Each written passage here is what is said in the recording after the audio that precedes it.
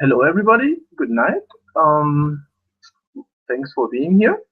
My name is Rüdiger Konrad-Schied. I'm a psychologist. I used to live, work, and study as a psychologist, chief of marketing, chief political advisor in quite a lot of different countries and cultures for most of the last 12 years. And well, this webinar is called the Cross Cultural Venture. It's powered thanks to our friends of startupgermany.org. And well, let's start.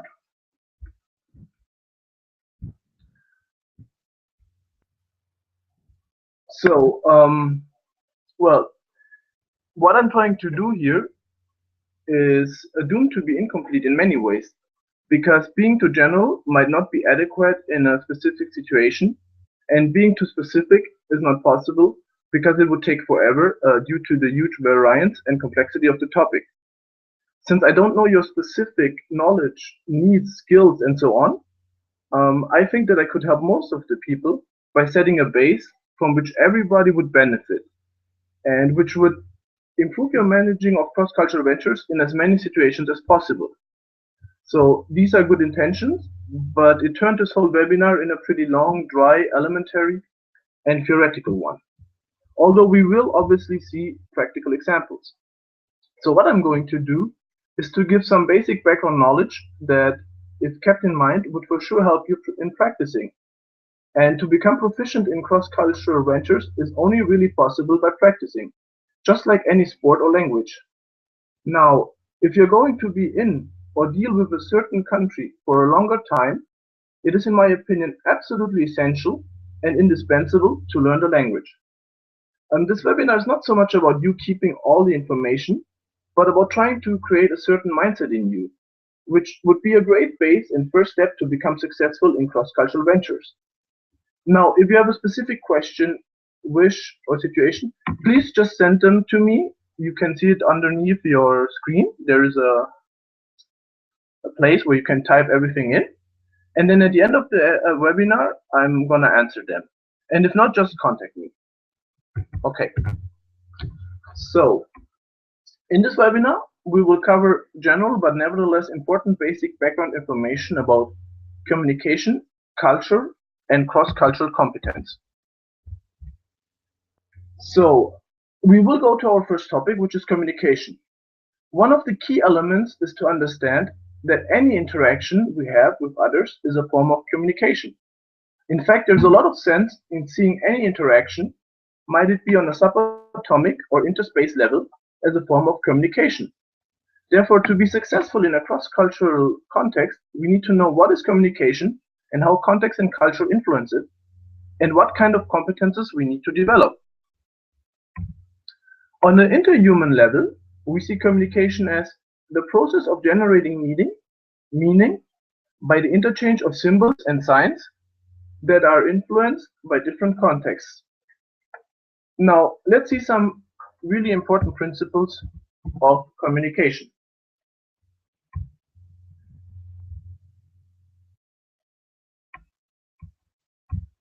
The first one is you cannot not communicate.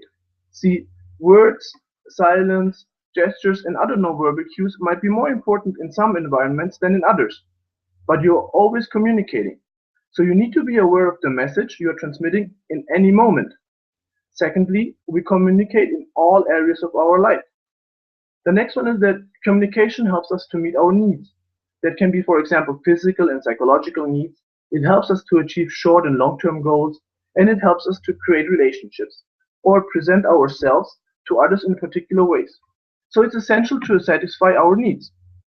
It is as well as a process that includes messages that vary in terms of unconscious or conscious thought and intention. Being a unique process created at a specific moment, it is also irreversible and unrepeatable.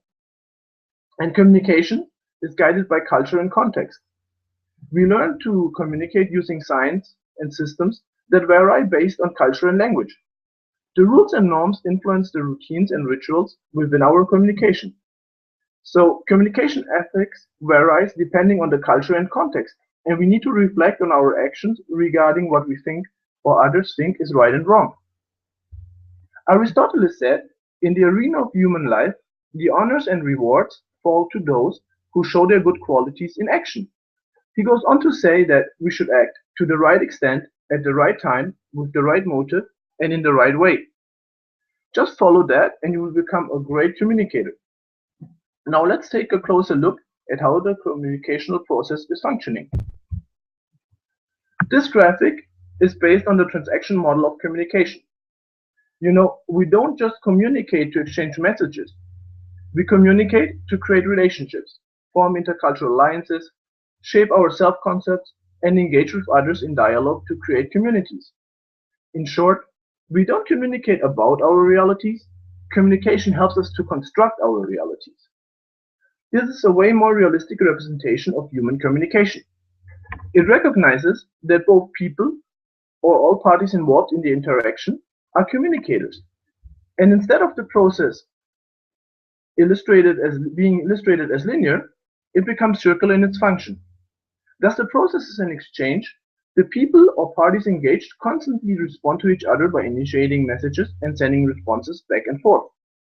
So communication is a process in which communicators generate social realities and meanings.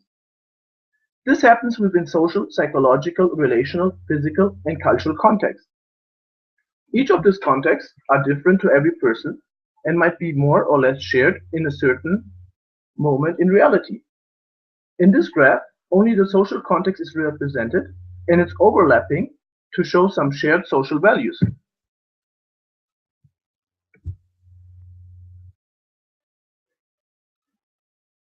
So you have to imagine that in reality there would be 5 different contexts to exist in parallel, each one more or less or not at all overlapping. The cycles symbolize the communication environment, which mean how you interpret the data you're given. Where the cycles overlap is the most effective communication area because both communicators share the same meaning of the message. This area might not be existing at all in some situations, depending on the topic or can. So communication affects all parties involved, is fluid and simultaneous. For example, if you're talking or listening to a friend, while your friend is talking, you're constantly giving them feedback on what you think through your facial expression or other verbal or nonverbal cues, without necessarily stopping your friend from talking. And the message is understood similarly or not, responded in a certain way, depending on how deep is your relation, where the factor time may play a role as well. As well, it depends on how's your mood, what's your cultural background, how's the social situation, the physical setting, and so on. All these factors play a role in the process. As we can see, communication is influenced by many factors. And as much as the influence in one way in communicator A, which could be, for example, a European female 28 years old from a working class background, these very same factors might have a totally different impact on communicator B, which could be a 20-year-old male from Arabia and being of the Prince of Persia. This is just to get my point illustrated. So the thing is, the shared field of experience might grow or shrink to a huge amount in a split second, phrase, moment, topic, situation. That is why it's absolutely key to have this ever-changing, transformable aspect of communication in mind. So you understand how little or much you and the other understand the message and the communication in the same way. You can never just assume that what you send out is understood and seen in the same way that you would receive it if you would be speaking to yourself. And even then, it might be quite different depending on your mood or what happened the night before, for example. But if you are aware and always aware of this and consequently adapt yourself to this fact in any moment, in every communication, you already accomplished half the job. After that, it's just a matter of adjusting to each other long enough until the communicational goal is reached, which by then should be easier. So, what does help? Try to be assertive. So, what's assertiveness? Well, in general, there are 4 styles of communication or interaction that we need to be aware of. Assertiveness means communicating clearly, openly, and directly about one's rights, feelings, thoughts, or needs, whilst respecting the rights of others to their own wishes, feelings, and thoughts. Unlike in aggressive behavior, which attempts to bully or intimidate others into giving way, passive behavior, which gives in to others regardless of how one feels about it, or passive-aggressive behavior, which attempts to sabotage others without actually asserting oneself. Assertiveness seeks to find a win-win resolution to any situation or conflict. We definitely want to be assertive in order to achieve the best results in our communication. Assertiveness means standing up for your personal rights, expressing thoughts, feelings, and beliefs in a direct, honest, and appropriate way. By being assertive, we should always respect the thoughts, feelings, and beliefs of other people. To be assertive requires using assertive body language, an assertive tone of voice, as well as assertive words. All these things differ depending on the cultural context. So, assertiveness is based on balance. It requires being forthright about your wants and needs while still considering the rights, needs, and wants of others. When you are assertive, you ask for what you want, but you don't necessarily get it. It's sometimes not easy to be assertive while communicating in your own cultural background. The even trickier part is that depending on the culture, being assertive can be really different from one context to another. So, for example, in the States, being assertive is a completely different ballgame from being assertive in Mexico. Okay, so generally spoken, we need to be open in expressing and encouraging others to do the same. Listen actively and respond appropriately. We need to accept our responsibilities and express regularly our appreciation of others and their work. If there are any reasons, we need to openly admit mistakes and apologize for them. This while always maintaining our self-control and behaving as an equal to the other. All the above are greatly influenced by cultural rules and norms. So for example, the behaving equally point is to be handled with a lot of care, depending on the context. Behaving as a total equal might not be the most effective way to reach your goal in some situations. What helps is try to focus on solving the problem or the situation, not the person involved. You should describe clearly what is happening and how is the situation from your point of view. Express how it makes you feel or influences you. Specify exactly what you want and think, and state clearly the consequences from your side. Being constructive is very important as well. To be able to do all this in a cross-cultural environment, we need to develop a cultural understanding. So, well, let's talk a bit about culture.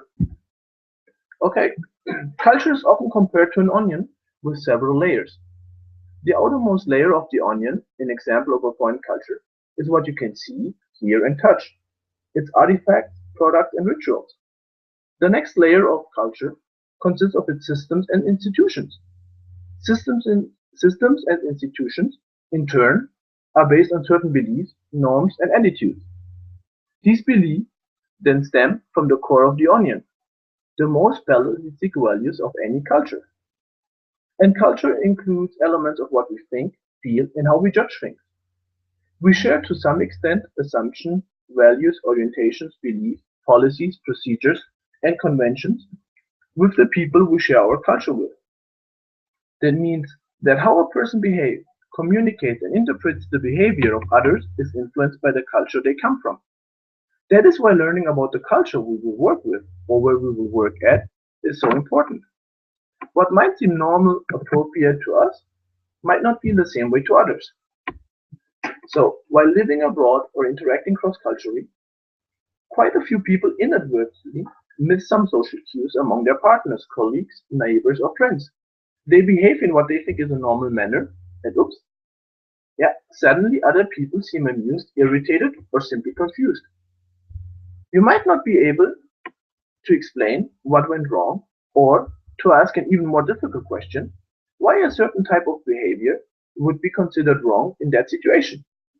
You did, however, notice that a normal interaction and common sense failed you. Perhaps you even ended up upsetting some people. So, good first steps to understanding culture and becoming aware of its influence are Start reading a brief how-to guide or do's and don'ts list for tourists, expats, or immigrants coming to your own country or cultural background. You might be surprised or entertained by the descriptions of your own culture and its basic etiquette. Talk to foreign visitors and expatriates. Ask them to share their thoughts on living in your country, the stereotypes they had before coming here, their first impressions, which differences confuse them, what they find great, what they don't like at all, and so on. Again, the answers might astound you and won't fail to increase your sense of cultural awareness.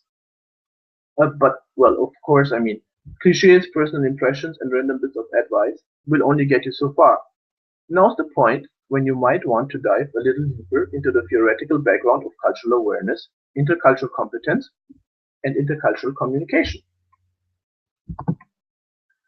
Apart from the shared conventions, it is important to keep in mind that culture influences not only the behavior, but as well the interpretations of the meaning of them. So there are two sides to it. The practice one, which are the manifestation of culture that can be seen or heard. It involves language and physical codes like words, stories, and body language. And on the other are the forms of interpretation or understanding, which are the thoughts and feelings associated with the practice. They are often formulated as explanations of the ways things are done in certain situations. It also contains the self-perception and values that give the feelings of right and wrong. For example, we all know this gesture, but the same gesture can have completely different meanings. While it is a huge insult in some parts of the world, it is totally harmless and or useful in others. So, cultural patterns help us distinguish the members of one group from another. The clues that can help us make this distinction include the obvious things such as language, religion, nationality, but it also includes more subtle differences such as the type of language used, the tone of voice, the body language, and so on. Sometimes we may understand the macro aspects of the cultural difference. It is very easy, for example, to see that a person from Mexico speaks a different language, practices a different kind of Catholicism, and comes from a different culture and different country. The real challenge is to understand that this person expresses, for example, disagreement in an indirect way, sometimes through facial expressions and tone of voice, sometimes just by the context of them, which they expect you to know. At the same time, since culture is the tool that previous generations of humanity have used to transmit the knowledge they have acquired, it is the sum total of all experiences, lessons, discoveries, along with others. That's why, when interacting with people from a different culture to us, it is also important to consider the history of the country and or community. Again, an example from Mexico. A lot of times, the way of interaction is very different depending on the person's heritage. Is it a descendant of Spanish conquerors or a descendant from native communities? If we were to interact the same way with everybody, without considering the historical prejudice, we might not be able to communicate effectively. Here are some important dimensions of cultural variance that we will have a short look upon. There are more and or different categorizations. This list does not try to be complete at all. I just picked those that might be the most important and helpful ones as a first step. Again, you might not be able to remember them all, but try to create a certain mindset in you with this information. Okay, so first let's talk about the cultural variance depending on the quantity of context assumed or transmitted. A low context culture is one in which things are fully and concisely spelled out. Things are made explicit and there is considerable dependence on what is actually said or written. It is the opposite in a high context culture, in which the communicators assume a great deal of commonality of knowledge and views, so that less is spelled out explicitly and much more is implicit or communicated in indirect ways. So for example, Japanese can find Westerners to be offensively blunt, while Westerners can find Japanese to be secretive, devious, and bafflingly unforthcoming with information. Or French can feel that Germans insult their intelligence by explaining the obvious, while Germans can feel that French managers provide no direction. Richard D. Lewis, a British polyglot, cross-cultural communication consultant and author, for example, plots countries in relation to these three categories. The linear actives are those who plan, schedule, organize, pursue action chains, do one thing at a time. Germans and Swiss are in this group.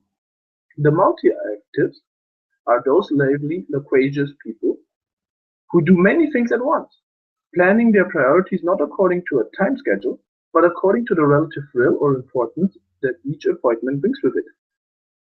Italians, Latin Americans, and Arabs are members of this group.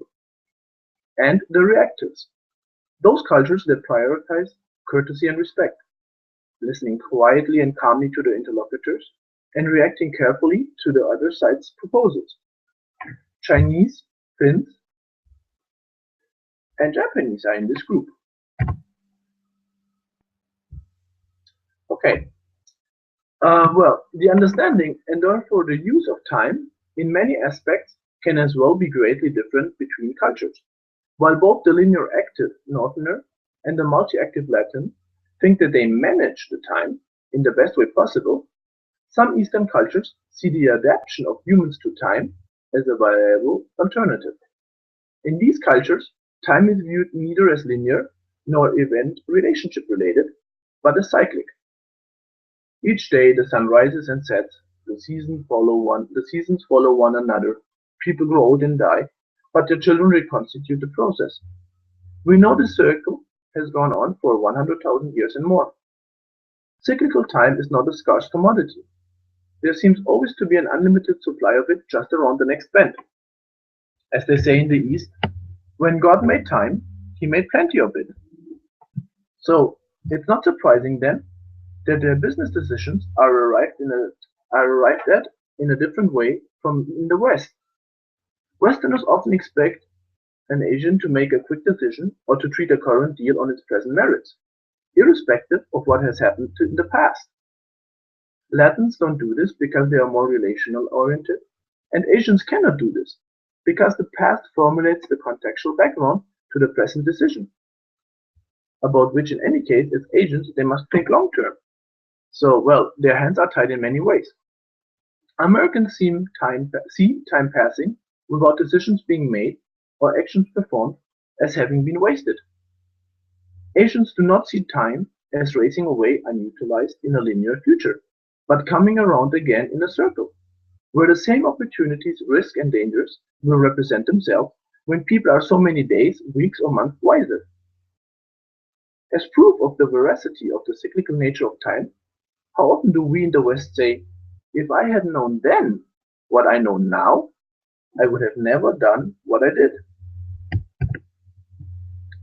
Another aspect of using and understanding time is that in monochronic cultures, people like to do just one thing at a time. They value a certain orderliness and sense of there being an appropriate time and place for everything. They do not value interruptions at all. Polychronic cultures like to do multiple things at the same time. Misunderstanding can happen since monochronic people feel not respected if a polychronic person is doing several things at once, or a polychronic person cannot understand why tasks are isolated. Now, there exist different time orientations as well. Past-oriented societies are concerned with traditional values and ways of doing things. They tend to be conservative in management and slow to change those things that are tied to the past. Present-oriented societies see the past as past and the future as uncertain. They prefer short-term benefits. While future-oriented societies have a great deal of optimism about the future. They think they understand it and can shape it through their actions. They view management as a matter of planning, doing, and controlling, as opposed to just going with the flow and letting things happen. In societies where time is limited, punctuality becomes a virtue. It is insulting to waste someone's time, and the ability to do that and get away with it is an indication of superiority or a certain status. In those societies, time is money. In cultures where time is plentiful, there's no problem with making people wait all day and then tell them to come back the next day. Time plentiful cultures tend to rely on trust to do business. Time-limited cultures don't have time to develop trust and so create other mechanisms to replace trust, such as, for example, strong rule by law. For some Italians, time considerations can be subjective to human feelings. "Why are you so angry because I came at 9:30?" he asks his German colleague. "Because it says 9 in my diary," says the German. "Then why don't you write 9:30 and then we'll both be happy?" Could be a logical Italian response. Okay, so natural cultures, well, they can as well be described according to the analysis of Gerd Hofstede. These ideas were first based on a large research project into national cultural differences across subsidiaries of IBM in 64 countries. Subsequent studies by others covered students in 23 countries, elites in 19 countries, commercial airline pilots in 23 countries, upmarket consumers in 15 countries, and civil service managers in 14 countries. So they are based on quite a big amount of data. Together, these studies identified and validated 4 independent dimensions of national cultural differences, with a 5th dimension added later. I invite you to check out the results before entering a cross-cultural venture in a certain country, because it might be helpful to get an overview. But, well, please remember that these are all generalizations. And as we have seen in the communication model before, the reality, perception, and context of an individual can differ enormously. Or to put it in other words, the difference in between two individuals of the same culture or cultural context can be way bigger than between whole countries and social realities. It is of absolute importance that you keep this always in mind. Always remember the volatility, fluidity, and changeability of any interactional and communication process. These dimensions are just little helpers to be kept in the back of your head when and while you're building your mindset, knowledge, and skills. Okay, we will only have a closer look at the first 2 of the 5 dimensions of the Hofstede model. So, in high power distance countries, which are most agrarian countries, bypassing a superior is unsubordination and not likely to happen or to be tolerated. In low power distance countries, bypassing is not usually a big deal. Superiors and subordinates often interact socially as equals. In individualist cultures, individual uniqueness and self-determination is valued. A person is all the more admirable if they are a self-made man, or they make up their own mind, or show initiative, or work well independently. Generally, a lot of the Western world is like that. While collectivist cultures expect people to identify with and work well in groups which protect them in exchange for loyalty and compliance. Asians in general are more collectivistic oriented. An interesting aspect is that, paradoxically, individualist cultures tend to believe that there are universal values that should be shared by all, while collectivist cultures tend to accept that different groups have different values. Okay, now let's see some examples of how these dimensions can influence in daily life. According to Malcolm Gladwell's book, The Outliers, a large number of plane crashes happen because of miscommunication and language issues. There are 2 major reasons for miscommunication. The first one is cultural and is measured by a power distance index driven by respect to authority and attitude toward hierarchy. The second one is driven by ranking and subordination on the job. It causes co-pilots to use highly mitigated speech and to avoid confronting the main pilot when necessary. The first example is about a Korean airplane flying from Korea to Guam that was going through bad weather and stormy clouds. The captain had committed the plane to visual landing, which meant that he had to be able to see the airport runway. You see here some of the conversation among the pilots. Please pay close attention to the couple of comments from the supporting crew to the captain and how the captain responds to them or doesn't. For example, by saying, "Do you think it rains more in this area?" what the first officer is actually trying to do is warning the pilot that it may not be safe to do a visual approach without a backup plan for landing, in case the runway is not visible. Such communication of hinting from first officer to pilot is not uncommon in the Korean culture.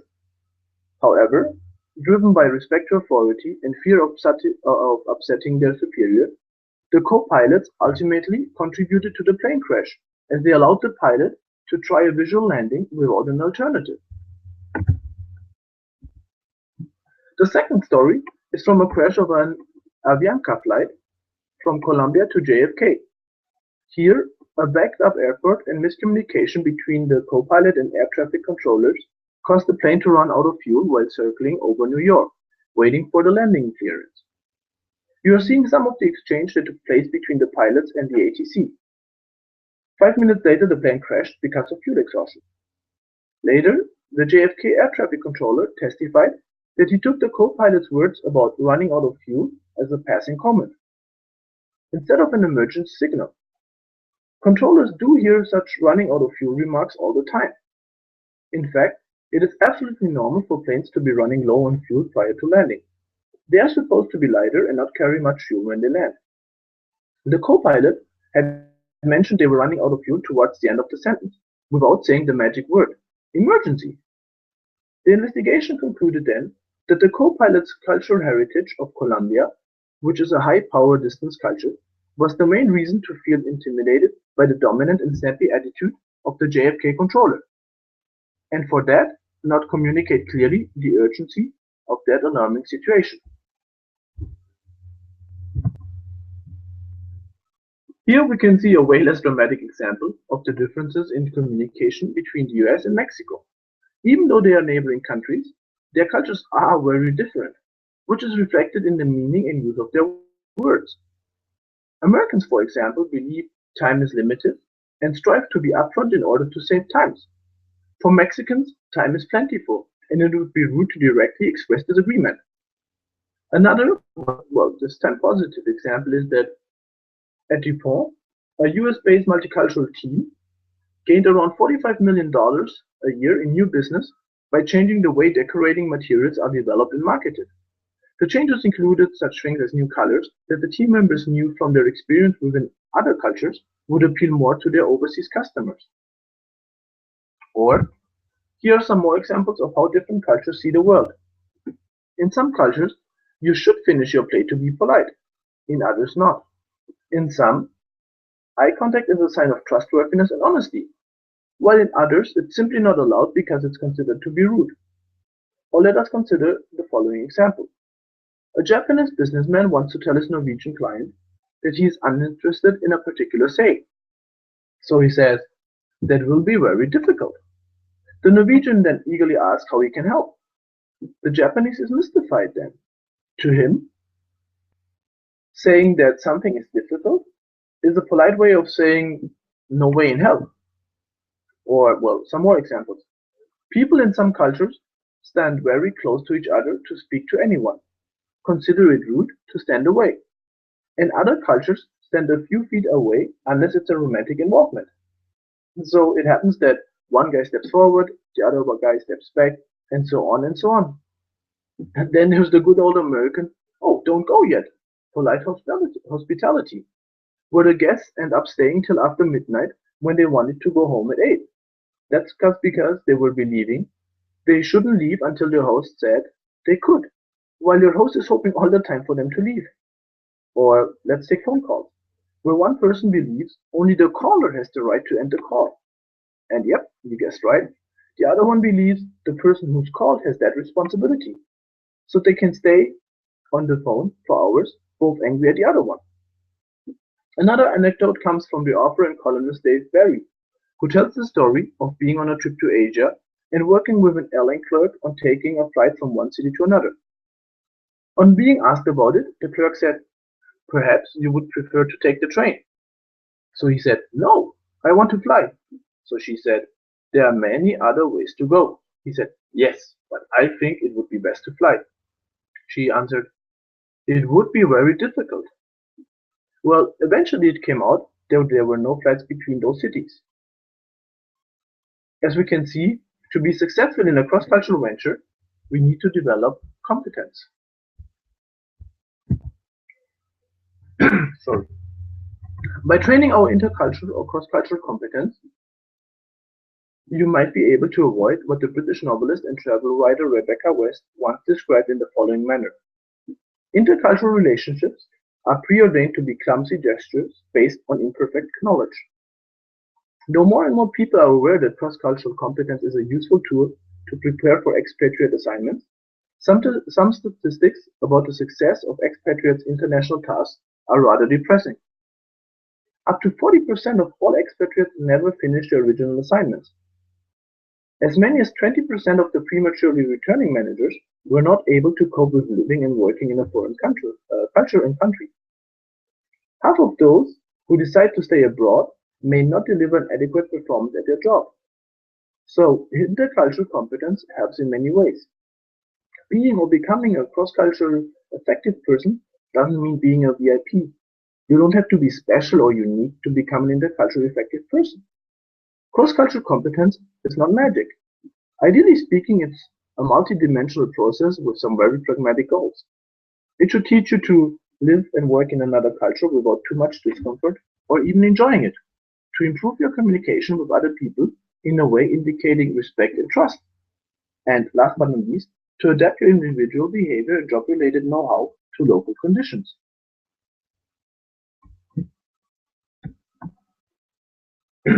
That means cross-cultural competence is the ability to function effectively in the context of cultural differences and the capacity to effectively adapt to, accept, and interpret culturally relevant behavior.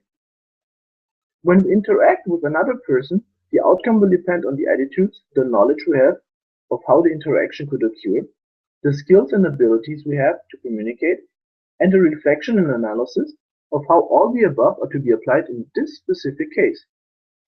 We need to watch out though, we cannot fall in schematic simplified models of another culture.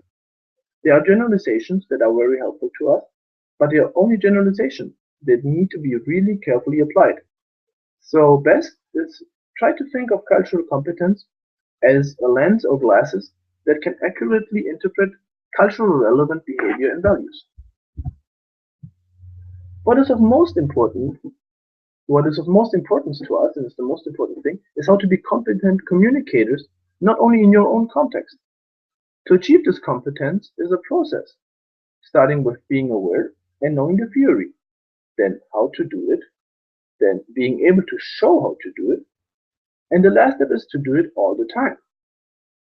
For that, we need to combine the knowledge of effective and appropriate communication patterns and the ability to use and adapt that knowledge in various contexts. Remember though, that what is competent or not varies based on social and cultural context.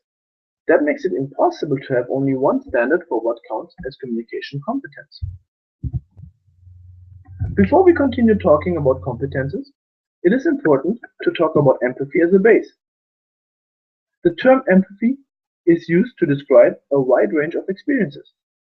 Emotion researchers generally define empathy as the ability to sense other people's emotion, coupled with the ability to imagine what someone else might be thinking or feeling. Many people feel that empathy is the most important skill to develop for cross-cultural competence. For international business, some other cross-cultural skills are very important as well, such as clarity and flexibility. But empathy is without a doubt one of the fastest ways to improve your cultural business success. Without a minimum level of understanding of another person's point of view, you cannot build trust and therefore create relationships with your international clients or partners. And these relationships are critical for being successful in international business. Being empathetic is a needed first step to do this. Research indicates that there is a strong correlation between components of trust and productivity. Cultural differences play a key role in the creation of trust, since trust is built in different ways and means different things in different cultures. So, for example, in the US, trust is demonstrated performance over time. Here you can gain the trust of your colleagues by coming through and delivering on time on your commitments. But in many other parts of the world, including many Arab, Asian, and Latin American countries, building relationships and trust is a prerequisite for professional interaction. Building trust in these countries often involves lengthy discussions on non-professional topics and a lot of shared meals in restaurants. Work-related discussion only will start once your counterpart has become comfortable with you as a person. So the cultural differences in a multicultural team can create misunderstandings between team members before they had a chance to establish any credibility with each other. That's why building trust is a critical step in creation and development of such teams. As a manager of a multicultural team, you need to recognize that building trust between different people is a complex, taking its time process. But it is an absolute premise. Again, please keep in mind that each culture has its own way of building trust and its own interpretation of what trust is. So, well, here are some of the best practices for nurturing empathy in ourselves and others. First, try to focus your attention outwards. Being mindfully aware of your surroundings, especially the behaviors and expressions of other people, is crucial for empathy. Indeed, practicing mindfulness helps us to take the perspectives of other people, yet not feel overwhelmed when we encounter their negative emotions or anything that we don't share the same way. Try to get out of your own mind, of your own head. Research shows that we can increase our level of empathy by really actively imagining what someone else might be experiencing. And please don't jump to conclusions about others. We do feel way less empathy when we assume things. So a person with intercultural empathy demonstrates adequate understanding of the complexity of what can be important to persons from a different culture. Somebody who developed intercultural empathy can therefore interpret experiences or perspectives from their own and more than one worldview. This person can act supportive and recognize the feelings, needs, and reasons of behavior of people with a different culture, perspective, and values. Okay, well, here are some key competences. Based on the current research and the practical experience of people operating internationally, these key competences covering these 10 key competences covering 22 different factors have been identified to enable people to become quite rapidly more effective in unfamiliar cultural settings. We will have a short look at them. You might not be able to memorize them all, so just replay this webinar and or go to the internet page to being able to become more acquainted with them. First, you need to be open in your thinking towards strangers and really accept the differences.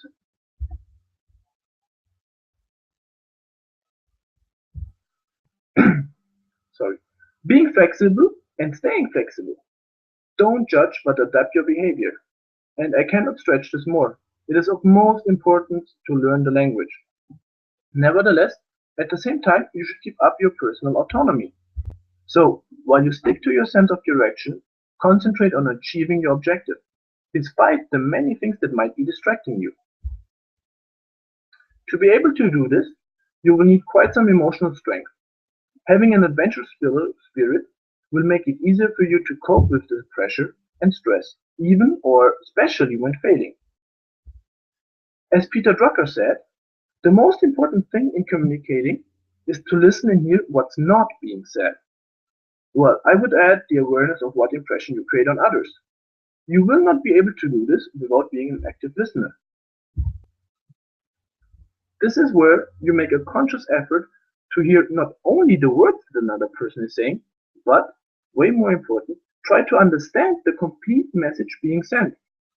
In order to do this, you must pay attention to the other person very carefully.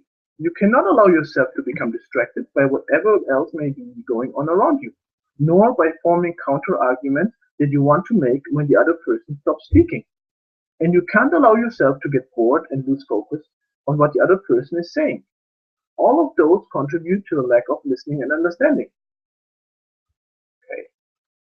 Another key factor is to communicate in a transparent way. Not only in your language, but as well in your intentions. This is yet another part that might be handled completely differently depending on the culture. So we need the adequate cultural knowledge, understood not only as knowing about the differences, but truly appreciating them. If you don't really do this, it's going to be very hard to be able to influence in others and therefore to reach your goals. So I suggest to always set up a report. Always set up the report. Then, to adopt your style, you have to be able to talk in the right way to the right people. That's not only going to make you way more successful in influencing on others, but more important, it will enable you to use the synergies of different cultures to create new alternatives, options, businesses, success, and last but not least, it's going to be more of a pleasure. I'm personally of the firm opinion that any interaction with something new, contrasting, and different, being it on a personal or professional level, can only be a big development booster.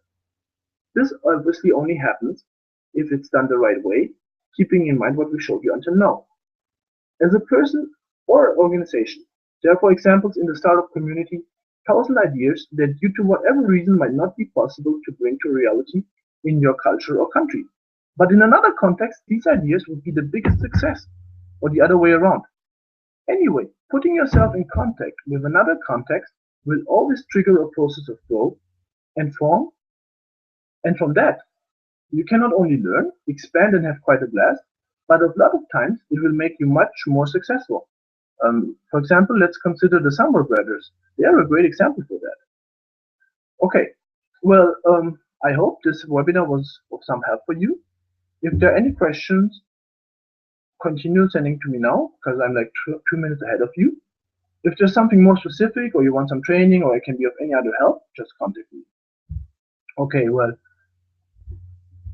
let's see the conclusions. It is important to remember that every interaction is a process of communication, and assertiveness is usually the best way to communicate. Being aware of the range of cultural differences helps us to communicate better. Intercultural competence is a set of abilities that we can develop through knowledge and practice. So just create the right positive mindset. And don't be shy or afraid of making mistakes. You will anyway. And the good thing is, most cultures are very willing to forgive if they see you put your effort into it.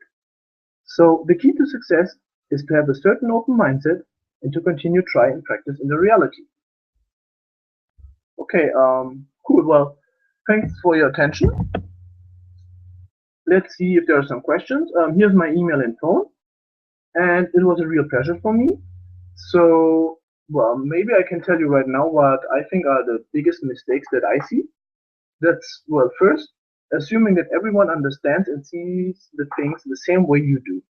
And what I saw a lot is that people try to change the other to work your way because, well, either you're used to that, or B, which is even worse, you think that your way or the way of your culture is better.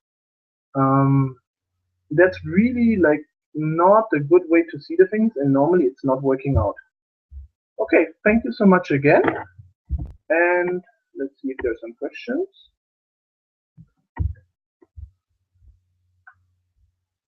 I'm waiting a bit. Okay.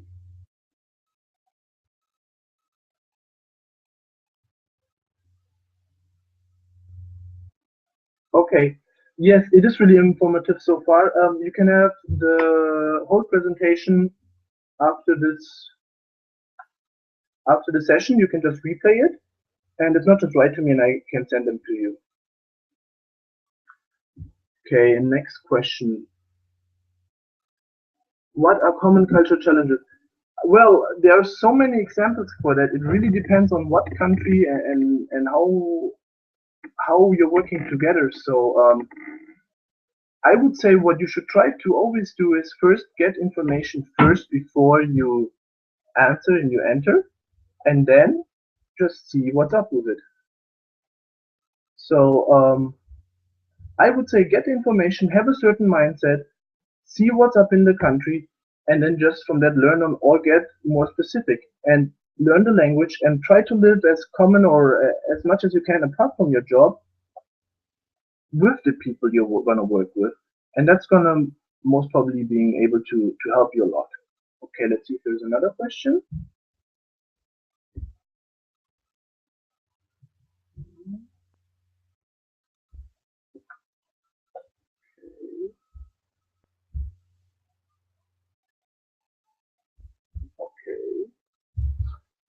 Well, I guess I'm gonna wait half a minute more, and if not, I really thank you guys,